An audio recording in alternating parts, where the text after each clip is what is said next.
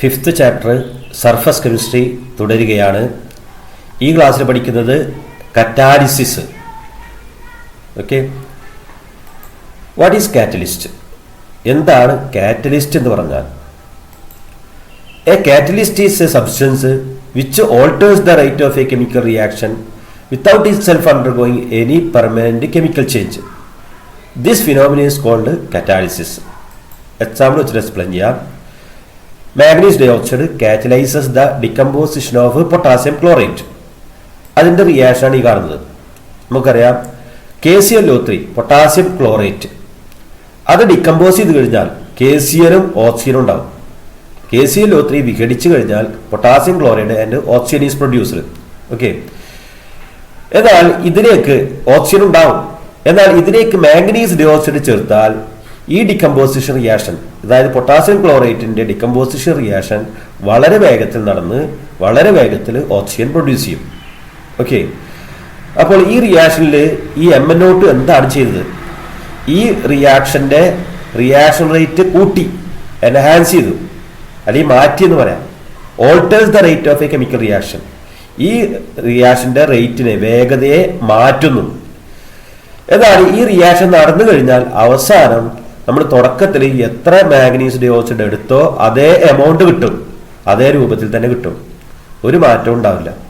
Without itself undergoing any permanent chemical change. ഈ കാറ്റലിസ്റ്റിന് യാതൊരു permanent chemical ചേഞ്ചും സംഭവിക്കില്ല. ഒരു പെർമനന്റ് കെമിക്കൽ ചേഞ്ചും സംഭവിക്കാതെ ഒരു റിയാക്ഷന്റെ റേറ്റിനെ മാറ്റുന്ന സബ്സ്റ്റൻസുകളെ പറയുന്നവരാണ് catalyst. Okay, what is catalyst? A catalyst is a substance which alters the rate of a chemical reaction without itself undergoing any permanent chemical change. ഒരു സ്ഥിരമായ മാറ്റവും വരുത്താതെ രാസപ്രവർത്തന വേഗതയെ മാറ്റുന്ന പദാർത്ഥങ്ങളെ പറയുന്ന പേരാണ് കാറ്റലിസ്റ്റ്. ഓക്കെ, ഈ പ്രോസസ്സിന്, ഈ ഫിനോമിന, ഈ പ്രതിഭാസത്തിന് പറയുന്ന പേരാണ് catalysis. This phenomena is called catalysis. Example, manganese dioxide catalyzes the decomposition of potassium chlorate. Okay, next, types of catalyst. First one, positive catalyst. അതായത് നമുക്കറിയാം, ഞാൻ നേരത്തെ പറയുമ്പോൾ മാറ്റുന്നതെന്നാണ് പറഞ്ഞത് അല്ലേ? മാറ്റുക എന്ന് പറയുന്നത് കൂട്ടലും ആവാം കുറയ്ക്കലും ആവാം. അതായത് റിയാക്ഷന്റെ റേറ്റിനെ കൂട്ടുന്ന കാറ്റലിസ്റ്റ് ഉണ്ട്, റിയാക്ഷന്റെ റേറ്റിനെ കുറയ്ക്കുന്ന കാറ്റലിസ്റ്റ് ഉണ്ട്. ഓക്കെ, അപ്പൊ റിയാക്ഷന്റെ റേറ്റിനെ കൂട്ടുന്ന കാറ്റലിസ്റ്റിനെ പറയുന്നവരാണ് പോസിറ്റീവ് കാറ്റലിസ്റ്റ്. റിയാക്ഷന്റെ റേറ്റിനെ കുറയ്ക്കുന്ന കാറ്റലിസ്റ്റിനെ പറയുന്നവരാണ് negative catalyst. Okay, next, catalytic promoters and catalytic poisons. ഓരോരോ ടേമുകൾ പറയാണ് ഈ കാറ്റലിസ്റ്റ് എന്ന ടോപ്പിക്കിൽ വരുന്നത്. കാറ്റലിറ്റി പ്രൊമോട്ടേഴ്സ് എന്ന് പറഞ്ഞാൽ എന്താണ്? അതുപോലെ കാറ്റലിറ്റിക് പോയിസൺസ് എന്ന് പറഞ്ഞാൽ എന്താണ്? അല്ല, ആദ്യം നമുക്ക് കാറ്റലിറ്റി പ്രൊമോട്ടേഴ്സ് നോക്കാം. A substance that increases the ability of a catalyst is called a promoter. അതായത് ഇപ്പോൾ കാറ്റലിസ്റ്റ്, റിയാക്ഷന്റെ റേറ്റിനെ മാറ്റുന്ന സബ്സ്റ്റൻസുകളെ കാറ്റലിസ്റ്റ് എന്ന് പറയും. ഓക്കെ, ഈ ആ എബിലിറ്റിയെ കൂട്ടുന്ന സബ്സ്റ്റൻസുകളെ പറയുന്നവരാണ്. അതായത് ഒരു കാറ്റലിസ്റ്റ്, അതിന്റെ കൂടെ വേറെ ചില സബ്സ്റ്റൻസ് അടങ്ങിയിട്ടുണ്ടെങ്കിൽ ചിലപ്പോൾ റിയാക്ഷന്റെ റേറ്റ് കൂടും, എൻഹാൻസ് ചെയ്യും. ഓക്കെ, അതിനാണ് കാറ്റലിറ്റി പ്രൊമോട്ടേഴ്സ് എന്ന് പറയാം. അതായത് കാറ്റലിസ്റ്റിന്റെ ആക്ടിവിറ്റിയെ കൂട്ടുന്ന സബ്സ്റ്റൻസുകളെ കാറ്റലിറ്റി പ്രൊമോട്ടേഴ്സ് എന്ന് പറയും. എന്നാൽ ചില കാറ്റലിസ്റ്റിന്റെ കൂടെ ചില സബ്സ്റ്റൻസ് അടങ്ങിയിട്ടുണ്ടെങ്കിൽ കാറ്റലിസ്റ്റിന്റെ ആക്ടിവിറ്റി കുറേ ചെയ്യാം. അതിനാണ് കാറ്റലിറ്റിക് ഇൻഹിബിറ്റേഴ്സ് എന്ന് പറയാം. അതല്ലെങ്കിൽ വേറൊരു പേരാണ് catalytic poisons. Catalytic poisons decreases the activity of a catalyst. Decreases the activity of a catalyst. ഒരു കാറ്റലിസ്റ്റിന്റെ ആക്ടിവിറ്റിയെ കുറയ്ക്കുന്ന സബ്സ്റ്റൻസുകളാണ് എന്ന് പറയുന്നത് കാറ്റലിറ്റിക് പോയിസൺസ്. ഓക്കെ, ഒരു എക്സാമ്പിൾ നോക്കാം. In the manufacture of ammonia by Haber process. അതായത് അമോണിയ ഉണ്ടാക്കുന്ന പ്രോസസ്സിന്റെ പേരാണ് ഹാബർ പ്രോസസ്. ഇതിൽ യൂസ് ചെയ്യുന്ന കാറ്റലിസ്റ്റ് അയേണാണ്. Iron is the catalyst. Okay, ഈ റിയാക്ഷനിൽ കുറച്ച് മോളിബിഡിനം ചേർത്താൽ മോളിബിഡിനം അയൺ കാറ്റലിസ്റ്റിന്റെ ആക്ടിവിറ്റിയെ കൂട്ടും, എൻഹാൻസ് ചെയ്യും. ഓക്കെ, അതുകൊണ്ട് മോളിബിഡിനം ഈസ് എ കാറ്റലിറ്റിക് പ്രൊമോട്ടർ. മോളിബിഡിനം ഒരു കാറ്റലിറ്റിക് പ്രൊമോട്ടറാണ്. എന്നാൽ ഇതേ റിയാക്ഷനിൽ തന്നെ എങ്ങനെയെങ്കിലും കാർബൺ മോണോക്സൈഡ് പെട്ടുകഴിഞ്ഞാൽ എന്താ സംഭവിക്കുക? കാർബൺ മോണോക്സൈഡ് ഒരു ഇൻഹിബിറ്ററാണ്, പോയിസണാണ്. ഇവിടെ ഈ റിയാക്ഷനിൽ എന്ന് പറഞ്ഞാൽ ഈ അയൺ കാറ്റലിസ്റ്റിന്റെ എബിലിറ്റിയെ കുറച്ചു കൊണ്ടുവരും, ആക്ടിവിറ്റിയെ ഡിക്രീസ് ചെയ്യും.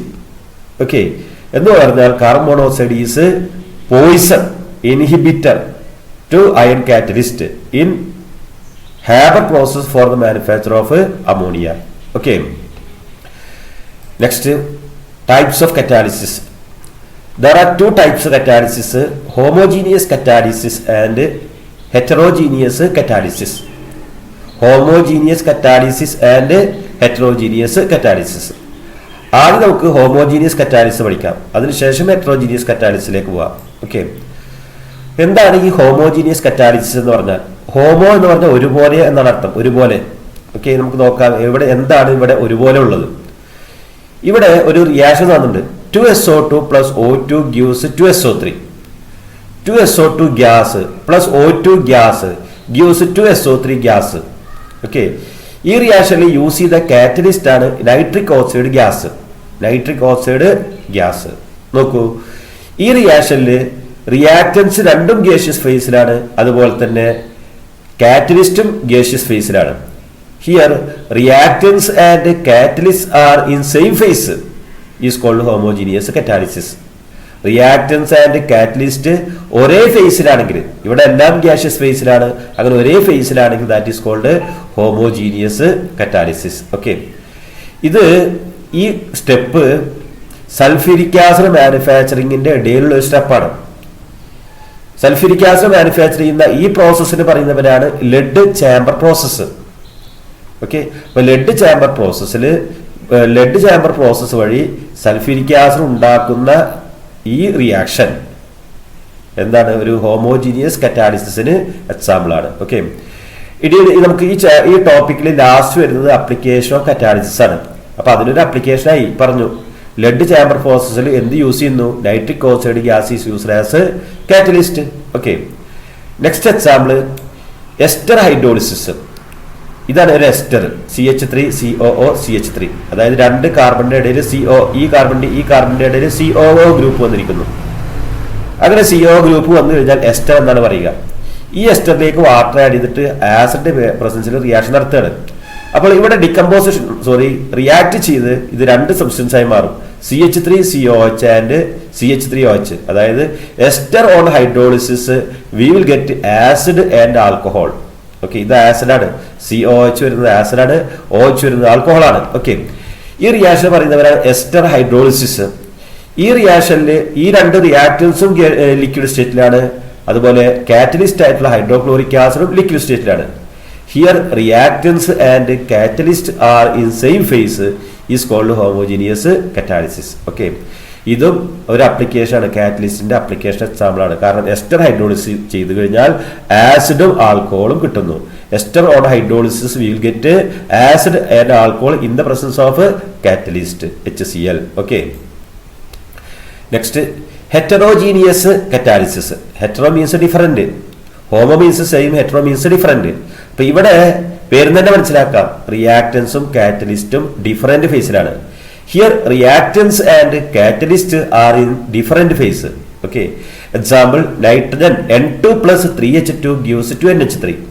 നൈട്രജനും ഹൈഡ്രജനും കൂടി റിയാക്ട് ചെയ്ത് അമോണിയ ഉണ്ടാകുന്ന റിയാക്ഷനാണ്. ഈ പ്രോസസ്സിന്റെ പേര് ഹാബർ പ്രോസസ് എന്നാണ്. Haber process for the manufacture of ammonia. ഇതും ഒരു ആപ്ലിക്കേഷനാണ്, ഏതിന്റെ? കാറ്റലിസ്റ്റിന്റെ ആപ്ലിക്കേഷനാണ്. ഓക്കെ, ഈ റിയാക്ഷനിൽ നൈട്രജൻ ഗ്യാസ് ആണ്, ഹൈഡ്രജൻ ഗ്യാസ് ആണ്. എന്നാൽ അയൺ സോളിഡ് സ്റ്റേറ്റിലാണ്, ഇരുമ്പ്. അത് ഏത് സ്റ്റേറ്റിലാണ്? സോളിഡ് സ്റ്റേറ്റിലാണ്. Here reactants and catalyst are in different phase. Here reactants are in gaseous state, catalyst in solid state, different phase. So it is heterogeneous catalysis. Next example 2SO2 + O2 gives 2SO3. ഇതുപോലത്തെ reaction നമ്മൾ തൊട്ടുമ്പ് കണ്ടു, ഹോമോജീനിയസിലും കണ്ടു. പക്ഷെ അവിടുത്തെ കാറ്റലിസ്റ്റും ഇവിടുത്തെ കാറ്റലിസ്റ്റും വ്യത്യസ്തമാണ്. ഇവിടെ catalyst vanadium pentoxide V2O5, vanadium pentoxide, പെൻഡ് 5 oxygen ഉണ്ട്, അതുകൊണ്ട് വനേഡിയം പെൻഡോക്സൈഡ്. ഇത് സോളിഡ് സ്റ്റേറ്റിലാണ്, അതായത് കാറ്റലിസ്റ്റ് സോളിഡ് സ്റ്റേറ്റിലാണ്. ഇതും സൾഫ്യൂരിക് ആസിഡ് ഉണ്ടാക്കുന്ന പ്രോസസ്സിന്റെ ഇടയിലുള്ള ഒരു സ്റ്റെപ്പാണ്. ഓക്കെ, ഈ പ്രോസസ്സിന് വേറെ പേരാണ് കോണ്ടാക്ട് പ്രോസസ്സ്. ഓക്കെ, അപ്പോൾ കോണ്ടാക്ട് പ്രോസസ്സിൽ യൂസ് ചെയ്യുന്ന കാറ്റലിസ്റ്റ് ഏതാണ്? Vanadium pentoxide. ഓക്കെ, ഇവിടെ സൾഫർ ഡൈ ഓക്സൈഡും ഓക്സിജനും ഗ്യാസ് സ്റ്റേറ്റിലാണ്. കാറ്റലിസ്റ്റ് ആയിട്ടുള്ള വനേഡിയം പെന്റോക്സൈഡ് സോളിഡ് സ്റ്റേറ്റിലാണ്. Here reactants and catalyst are in different phase is called heterogeneous catalysis.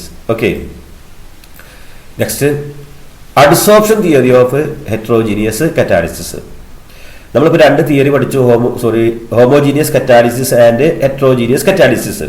2 types of catalysis പഠിച്ചു. അതിൽ heterogeneous catalysis is based on adsorption. നമ്മൾ കഴിഞ്ഞ ക്ലാസ്സുകളിൽ പഠിച്ചതാണ് അഡ്സോർപ്ഷൻ. ഓക്കെ, അതൊരു സർഫസ് ഫിനോമിനയാണ്. അതുകൊണ്ടാണ് ഈ ചാപ്റ്ററിൽ വന്നത്, ഈ കറ്റാലിസിസ് എന്ന ടോപ്പിക് വന്നത്. ഓക്കെ, അപ്പോൾ നമ്മൾ പഠിക്കാൻ പോകുന്നത് ഹെറ്ററോജീനിയസ് കറ്റാലിസിന്റെ തിയറിയാണ്. ആ തിയറി ഏതാണ്? Adsorption theory. ഓക്കെ, എന്താണ് ഇവിടെ സംഭവിക്കുന്നത് നോക്കാം. ഇത് കാറ്റലിസ്റ്റ്, ഈ കാണുന്നത് കാറ്റലിസ്റ്റ് ആണെന്ന് കരുതുക. ഇതിന് കുറെ ആക്റ്റീവ് സെന്റേഴ്സ് ഉണ്ട്, അല്ലെങ്കിൽ ഫ്രീ വാലൻസീസ് ഉണ്ട്. അപ്പൊ ഈ കാറ്റലിസ്റ്റിന് എന്ത് പ്രസന്റ് ആണ്? Free valencies. അതാണ് ഈ എല്ലാ ഭാഗത്തും കാണുന്നത്, 4 പുറം കാണുന്നത് ഫ്രീ വാലൻസീസ്. ഓക്കെ, ആദ്യത്തെ സ്റ്റെപ്പ് റിയാക്ടൻസ്, പല ഭാഗത്ത് കിടന്നിരുന്ന റിയാക്ടൻസ് ഈ കാറ്റലിസ്റ്റിന്റെ സർഫസിലേക്ക് ഡിഫ്യൂസ് ചെയ്യലാണ്. അതായത് കാറ്റലിസ്റ്റിന്റെ അടുത്തേക്ക് ഡിഫ്യൂസ് ചെയ്യുന്നു. പല ഭാഗത്തുള്ളത് ആരുടെ അടുത്തേക്ക് വരുന്നു? കാറ്റലിസ്റ്റിന്റെ അടുത്തേക്ക് വരുന്നു. അതാണ് first step, diffusion of reactants towards catalyst. Next step ഈ കാണുന്നതാണ്, adsorption of the reactive molecules. അതായത് റിയാക്ടൻസ് ഈ ആക്റ്റീവ് സൈറ്റിൽ അല്ലെങ്കിൽ ഫ്രീ വാലൻസിൽ വന്നിട്ട് അറ്റാച്ച് ചെയ്യുന്നു. ഇവിടെ എയും ബിയും ആണ് റിയാക്ടൻസ്. ആ റിയാക്ടൻസ് വന്നിട്ട് എന്തിന് അറ്റാച്ച് ചെയ്തു? കാറ്റലിസ്റ്റിന്റെ ഫ്രീ സെന്റേഴ്സിൽ വന്ന് അറ്റാച്ച് ചെയ്തു. അങ്ങനെ അവിടെ അഡ്സോർപ്ഷൻ നടന്നു. അഡ്സോർപ്ഷൻ നടന്നു കഴിഞ്ഞാൽ പിന്നെ അതിൻ്റെ ഇടയിൽ ഒരു ഇന്റർമീഡിയറ്റ് സ്റ്റേജ് ഫോം ചെയ്യും. Intermediate activated complex. ഓക്കെ, അങ്ങനെ ഇന്റർമീഡിയറ്റ് സ്റ്റേജ് ഫോം ചെയ്ത ശേഷം അതെന്തായി മാറുന്നു? പ്രോഡക്റ്റ് ആയിട്ട് മാറുന്നു. പ്രോഡക്റ്റ് ആകുമ്പോൾ അവിടെ ഡീസോർപ്ഷൻ നടക്കും. ഡീസോർപ്ഷൻ എന്താണ്? Desorption removal of adsorbate is called desorption. അതായത് ഇവിടെ അഡ്സോർബ് ചെയ്തിരുന്ന മോളിക്യൂൾസ് പ്രോഡക്റ്റ് ആയിട്ട് അവിടെ നിന്ന് മാറി, ഇതിന്റെ സർഫസിൽ നിന്ന് മാറി. ഓക്കെ, ഇനി എന്താ സംഭവിക്കുക? ഈ സർഫസിൽ നിന്ന് മാറിക്കഴിഞ്ഞാൽ ഇത് വേറെ ഭാഗത്തേക്ക് ഡിഫ്യൂസ് ചെയ്യും പ്രോഡക്റ്റ്. ഈ എ ബി എന്നതാണ് പ്രോഡക്റ്റ്. ഓക്കെ, റിയാക്ടന്റ് ആരായിരുന്നു? A and B. എയും ബിയും ആണെന്ന് റിയാക്ടന്റ്. അങ്ങനെ ഫൈനലായിട്ട് എന്തായി മാറി? എ ബി ആയി മാറി. ഈ പ്രോഡക്റ്റിന് ഇതിന്റെ ഈ സർഫസ് ഓഫ് ദ കാറ്റലിസ്റ്റ് നിന്ന് പുറത്തേക്ക് നീങ്ങും. Away from the catalyst diffuse ചെയ്യും. Diffuses away from the catalyst. പിന്നെ എന്താ സംഭവിക്കുക? അപ്പൊ ഇതിന്റെ സർഫസ് ഫ്രീ ആയി, വേറെ റിയാക്ടൻസ് വരുന്നു. ഈ പറഞ്ഞ പോലെയൊക്കെ നടക്കുന്നു. റിയാക്ടൻസ് വരുന്നു, ആദ്യം അറ്റാച്ച് ചെയ്യുന്നു, അങ്ങനെ അത് എന്തായി മാറുന്നു? ഇന്റർമീഡിയറ്റ് ആയി മാറുന്നു. അവസാനം ഇന്റർമീഡിയറ്റ് എന്തായി മാറുന്നു? പ്രോഡക്റ്റ് ആയിട്ട് മാറുന്നു. പ്രോഡക്റ്റ് ആയി കഴിഞ്ഞാൽ ഡീസോർപ്ഷൻ നടക്കുന്നു. ഡീസോർപ്ഷൻ നടന്നു കഴിഞ്ഞാൽ അത് away from the catalyst diffuse ചെയ്യുന്നു. അടുത്ത റിയാക്ടൻസ് വരുന്നു. ഓക്കെ, അപ്പോൾ ഇവിടെ എന്ത് സംഭവിക്കുന്നില്ല? കാറ്റലിസ്റ്റ് ഒന്നും സംഭവിക്കുന്നില്ല. കാറ്റലിസ്റ്റ് അങ്ങനെ തന്നെ ഉണ്ട്. ഓക്കെ, ഇതാണ് adsorption theory of heterogeneous catalysis. ഇനി ഓരോ പോയിന്റ്സ് വായിച്ചു പറയാം. First point, diffusion of the reactant molecule to the surface of the catalyst. പല ഭാഗത്ത് കടന്നിരുന്ന റിയാക്ടന്റ് മോളിക്യൂള് കാറ്റലിസ്റ്റിന്റെ സർഫസിലേക്ക് ഡിഫ്യൂസ് ചെയ്യുന്നു. ഓക്കെ, രണ്ടാമത്തെ point, adsorption of the reactant molecule at the active site on the surface of the catalyst. ഈ reactant molecules എവിടെ adsorb ചെയ്യുന്നു? Active site of the catalyst. Active site on the surface of the catalyst.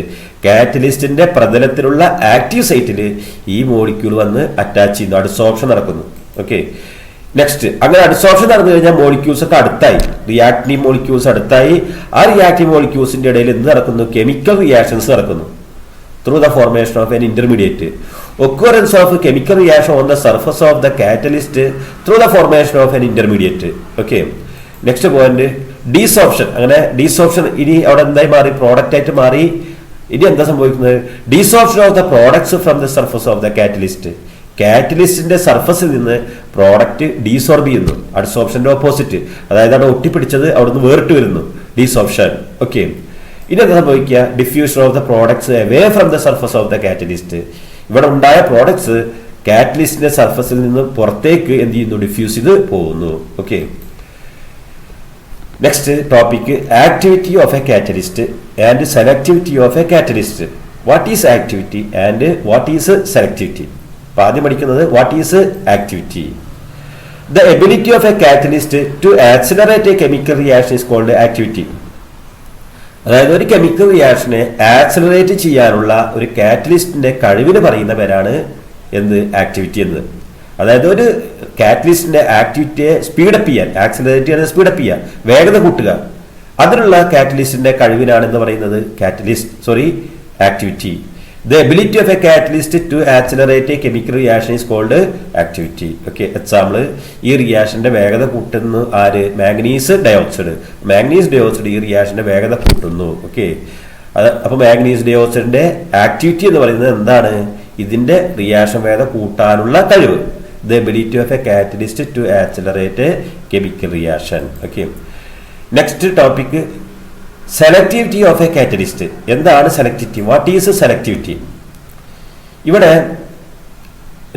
രണ്ട് reaction തന്നിട്ടുണ്ട്.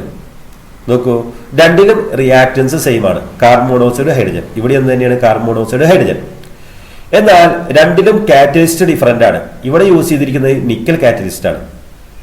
Nickel catalyst use ചെയ്യുമ്പോൾ ഈ gas, ഈ carbon മോണോക്സൈഡും ഹൈഡ്രജനും CH4 ആയി മാറാൻ ചെയ്യാം. മീഥൈൻ. മീഥൈൻ. ഓക്കെ, എന്നാൽ copper, zinc oxide, Cr2O3 mixture കാറ്റലിസ്റ്റിന്റെ പ്രസൻസിൽ റിയാക്ട് ചെയ്ത് കഴിഞ്ഞാൽ CH3OH മെത്തനോളാണ് ഉണ്ടാവുക. നോക്കൂ, അപ്പോൾ റിയാക്ടൻസ് രണ്ടിലും സെയിം ആണ്. ഇവിടെയും കാർബൺ മോണോക്സൈഡ് ഹൈഡ്രജൻ ആണ്, ഇവിടെയും കാർബൺ മോണോക്സൈഡ് ഹൈഡ്രജൻ ആണ്. എന്നാൽ കാറ്റലിസ്റ്റ് മാറിയപ്പോൾ പ്രോഡക്റ്റ് മാറി.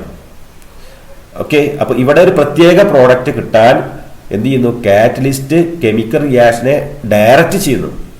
ഇവിടെ CH4 കിട്ടാനാണ് നിക്കൽ ഡയറക്റ്റ് ചെയ്തത്. ഇവിടെ CH3OH കിട്ടാനാണ് ഈ കാറ്റലിസ്റ്റ്, ഈ മിക്സ്ചർ ഓഫ് കാറ്റലിസ്റ്റ് ശ്രമിച്ചത്. ഓക്കെ, അപ്പോൾ അതിനാണ് എന്ത് പറയുക? ആ കഴിവിന് പറയുന്നവരാണ് എന്ത്? Selectivity. The ability of a catalyst, ഒരു കാറ്റലിസ്റ്റിന്റെ കഴിവ്. എന്തിന്? To direct chemical reaction to form a particular product. ഒരു കെമിക്കൽ റിയാക്ഷന് ഒരു പ്രത്യേക പ്രോഡക്റ്റ് കിട്ടാൻ വേണ്ടി ഡയറക്റ്റ് ചെയ്യാം. ഓക്കെ, ഇവിടെ CH4 കിട്ടാൻ ഡയറക്റ്റ് ചെയ്തത് ആരാണ്? നിക്കല്. ഓക്കെ, അതുപോലെ CH3OH കിട്ടാൻ ഡയറക്റ്റ് ചെയ്തത് ആരാണ്? Copper, ZnO, Cr2O3 mixture. Okay, ആ കഴിവിനാണ് സെലക്ടിവിറ്റി എന്ന് പറയുന്നത്. The ability of a catalyst to direct a chemical reaction to form a particular product is called selectivity. Okay, next, shape selective catalyst. എന്താണ് shape selective catalyst? What is shape selective catalyst? Okay, അതാണ് പറയാൻ പോകുന്നത്. അതൊരു example ആണ് zeolites. Zeolites shape selective കാറ്റലിസ്റ്റിന് example ആണ്. Zeolites are example for shape selective catalyst. Okay, എന്താണ് zeolite എന്നൊക്കെ നമുക്ക് നോക്കാം. Zeolites are aluminosilicates of certain metals. ചില മെറ്റൽസിന്റെ അലൂമിനോ സിലിക്കേറ്റ്സിന് പറയുന്നവരാണ് zeolites. Zeolites are aluminosilicates of certain metals. Okay, സിയോലൈറ്റിന്റെ പ്രത്യേകത ഇതുപോലെ കുറെ പോഴ്സ് ഉണ്ടായിരിക്കും, തുളകൾ ഉണ്ടായിരിക്കും. ഇതിപ്പോ ഒരു സിയോലൈറ്റ് ആണ് കാണുന്നത്, അതിന്റെ ഇന്റേണൽ സ്ട്രക്ചറാണ് കാണുന്നത്. ഇതിൽ നോക്കൂ, ഇതിൽ അവിടെ ഒരു പോറുണ്ട്, ഇവിടെ ഒരു പോഴ്സ് ഉണ്ട്, അങ്ങനെ കുറെ പോഴ്സ് ഉണ്ട്. അപ്പൊ ഇതിന്റെ സർഫസിൽ കുറെ പോഴ്സ് ഉണ്ട്. അങ്ങനെ കുറെ പോഴ്സ് ഉള്ള കാരണം കൊണ്ട് ഈ പോഴ്സിന് സ്യൂട്ടബിൾ ആയിട്ടുള്ള, ഈ തുളകൾക്ക് അനുയോജ്യമായിട്ടുള്ള മോളിക്യൂൾസ് ഇതിന്റെ ഉള്ളിൽ വന്ന് അറ്റാച്ച് ചെയ്യുന്നു. അങ്ങനെ അറ്റാച്ച് ചെയ്തതിനു ശേഷം കെമിക്കൽ റിയാക്ഷൻ നടക്കുന്നു. ഓക്കെ, ഇതിന് സ്യൂട്ടബിൾ ആയിട്ടുള്ള റിയാക്ടന്റ് മാത്രമേ വന്ന് അറ്റാച്ച് ചെയ്യുള്ളൂ. അതാണ് ഷെയ്പ്പിന്, ഈ ഷെയ്പ്പ് സെലക്റ്റീവ് കാറ്റലിസ്റ്റിന്റെ ഷെയ്പ്പിന് സ്യൂട്ടബിൾ ആയിട്ടുള്ള റിയാക്ടന്റ് വന്ന് അറ്റാച്ച് ചെയ്യുന്നു. അങ്ങനെ റിയാക്ഷൻ നടക്കുന്നു, അങ്ങനെ പ്രോഡക്റ്റ് ആയിട്ട് മാറുന്നു. അങ്ങനത്തെ കാറ്റലിസ്റ്റ് ആണ് എന്താ പറയുക? Shape selective catalyst. ഓക്കെ, ഇനി അതിന്റെ ഡെഫിനിഷൻ നോക്കാം. ഇതൊരു എന്താണ്? സിയോലൈറ്റ് ആണ്. Definition: the catalytic reactions that depends upon the pore structure of the catalyst and the size of the reactant and product molecule is called shape selective catalyst. അതായത് ചില catalytic reaction എന്തിനെ depend ചെയ്യുന്നു? Pore structure of the catalyst, കാറ്റലിസ്റ്റിന്റെ pore സ്ട്രക്ചറിനെ depend ചെയ്യുന്നു. അതുപോലെ size of the reactant and product, റിയാക്ടന്റിന്റെയും പ്രോഡക്റ്റിന്റെയും സൈസിനെയും ഡിപ്പെൻഡ് ചെയ്യും. അതായത് ഈ പോഴ്സിനനുസരിച്ച്, കാറ്റലിസ്റ്റിന്റെ പോഴ്സിനനുസരിച്ചുള്ള റിയാക്ടൻസ് ആണ് അവിടെ വന്ന് അറ്റാച്ച് ചെയ്യുന്നത്. ഓക്കെ, അങ്ങനെ അത് അവിടെ പ്രോഡക്റ്റ് ആയിട്ട് മാറുന്നു, അങ്ങനെ റിയാക്ഷൻ നടക്കുന്നു. Okay, such catalyst are called shape selective catalyst. അതിന് എക്സാമ്പിൾ പറഞ്ഞു, ഏതാണ്? സിയോലൈറ്റ്സ്. സിയോലൈറ്റ്സ് എന്താണെന്നും പറഞ്ഞു കഴിഞ്ഞു. ഇനി എന്താണ് സിയോലൈറ്റിന്റെ uses? What are the uses of zeolites? നിങ്ങൾ ഫസ്റ്റ് ഇയറിന് ഈ വാക്ക് കേട്ടിട്ടുണ്ട്. ഒരു സിയോലൈറ്റിന്റെ പേരാണ് ZSM5. ZSM5 it is used as it is used for converting alcohol to gasoline. ആൽക്കഹോളിനെ ഗ്യാസോലിൻ, അതായത് പെട്രോൾ ആക്കി മാറ്റാൻ എന്ത് യൂസ് ചെയ്യുന്നു? ZSM5 എന്ന സിന്തറ്റിക് സിയോലൈറ്റ് യൂസ് ചെയ്യുന്നു. ഈ സിയോലൈറ്റ് എന്ന് പറയുന്നത് നാച്ചുറലും ഉണ്ട്, സിന്തറ്റിക്കും ഉണ്ട്. പ്രകൃതിദത്തമായതുകൊണ്ട്, അതുപോലെ ആർട്ടിഫിഷ്യൽ നമ്മൾ കൃത്രിമമായിട്ട് ഉണ്ടാക്കിയതുണ്ട്. ഓക്കെ, കൃത്രിമമായിട്ട് ഉണ്ടാക്കിയതിന് എക്സാമ്പിൾ ആണ് ZSM5. അതെന്തിനു യൂസ് ചെയ്യുന്നു? For converting alcohol to gasoline. ആൽക്കഹോളിനെ എന്താക്കി മാറ്റാൻ? ഗ്യാസലിൻ, പെട്രോൾ ആക്കി മാറ്റാൻ വേണ്ടി യൂസ് ചെയ്യുന്നു. ഓക്കെ, വേറൊരു യൂസ് ആണ് zeolites are used to convert hard water into soft water. Hard water, soap പതയാത്ത വെള്ളം, സോഫ്റ്റ് വാട്ടർ, സോപ്പ് പതയുന്ന വെള്ളം. അപ്പൊ ഹാർഡ് വാട്ടറിനെ സോഫ്റ്റ് വാട്ടർ ആക്കി മാറ്റാൻ എന്ത് യൂസ് ചെയ്യുന്നു? zeolites യൂസ് ചെയ്യുന്നു. zeolites are used to convert hard water into soft water. Okay, next use, zeolites are used as a catalyst in the petrochemical industries for cracking and for isomerization of hydrocarbons. Okay, അതായത് ഹൈഡ്രോകാർബൺസിന്റെ ക്രാക്കിങ്ങിന് വേണ്ടിയും ഐസോമറൈസേഷന് വേണ്ടിയും എന്തുപയോഗിക്കുന്നു? zeolites use ചെയ്യുന്നു. ഏത് ഇൻഡസ്ട്രീസിൽ? Petro chemical industries. അപ്പൊ എന്താണ് ഈ cracking എന്ന് പറഞ്ഞാൽ? വലിയ ഹൈഡ്രോകാർബൺ മുറിച്ച് ചെറുതാക്കി, വലിയ ഹൈഡ്രോകാർബൺ മുറിച്ച് എന്താക്കി മാറ്റി ചെറുതാക്കി മാറ്റുന്നതിനാണ് എന്ന് പറയുക? ക്രാക്കിംഗ് എന്ന് പറയുക. ഫസ്റ്റ് ഇയർ പഠിച്ചിട്ടുണ്ട്. അതുപോലെ ഐസോമറൈസേഷൻ, ഒരു ഐസോമർ വേറൊരു ഐസോമർ ആക്കി മാറ്റുക, അതിനാണ് ഐസോമറൈസേഷൻ എന്ന് പറയുന്നത്. ഈ ക്രാക്കിങ്ങും ഐസോമറൈസേഷനും ഒക്കെ എവിടെ നടക്കുന്ന പ്രോസസ്സാണ്? Petrochemical industries, petroleum industries ഒക്കെ അവിടെ നടക്കുന്ന പ്രോസസ്സുകളാണ്. ഈ റിയാക്ഷൻ വേഗത്തിലാക്കാനുള്ള കാറ്റലിസ്റ്റ് ആയിട്ട് എന്ത് യൂസ് ചെയ്യുന്നു? zeolites യൂസ് ചെയ്യുന്നു. Okay, these are some applications of zeolites. Okay, ഇനി അപ്ലിക്കേഷൻ ഓഫ് കറ്റാലിസിസ് ഞാൻ പറഞ്ഞു കഴിഞ്ഞതാണ്, വീണ്ടും പറയുന്നില്ല. Thanks for watching.